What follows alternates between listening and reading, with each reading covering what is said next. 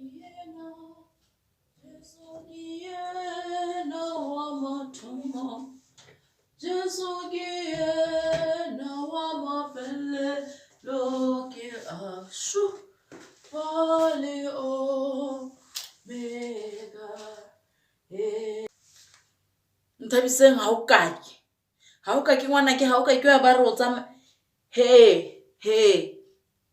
sontage buti jwa tšhe wa nyalwa ke go po buse khiba ya me ngwana ko wena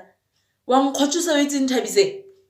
sa le wa pere khiba ya me ka Heritage Day go le labone ha go le gompieno yana ka labobedi tshwantse ke tsamaye ke go epa o sa bo o boela leng ga e ka gore dio tse o no di etse di hedile a gone o aparang ko teng ko modimo wa me khiba me tle o netse ka gore bona weekend ra nya di sa Nthabiseng ena se gore ha o itse e le gore o ikeletse go boa leng ka khiba ya me bathong ba modimo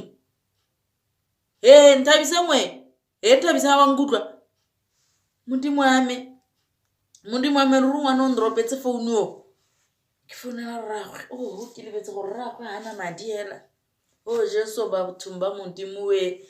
ngwana sala ile Heritage la bone ha ise a buse khiba ya me le gompieno yana ke shwala half ya dipatlelo ka khiba ya me kwa batho ba rata go itirela dingwetse mo di-tendereng tsa di-girlfriend le galeng o mpelaetsa ile sa itšhiki tota yo batho ba modimo Dora we bona ha o itse o swa ka ke na le bothata he Nthabiseng sala ile ka khiba ya me tlhentsa la ka ko mo shebe ha go bo moshimanyana wa senthe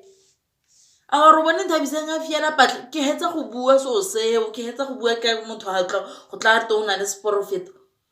bu ke hetsa go buela gona anong hela yana gore wa ba koloma ka ka khiba ya me Jesu mo yo itsingile ke a tsala ke a tsalana ga wena ke tla boela ka go wena utlwa ke khotswile ba ga e tshu yo go re Nthabiseng ha batla go mponela ke le happy go le kana ke tennwe ko mmerekong kwa buru o mpolelela gore ke tle ga e o tla mfounela be ke tla o itse dio tse dingwe ha o kwala le ga e ka tsone man ha o gola le ga e ka tsone ha o re wa re gwa modimo wa mmabaledi yo Nthabiseng ba ga e tsho ke re ngwana sala ile ka labone Jesu Kriste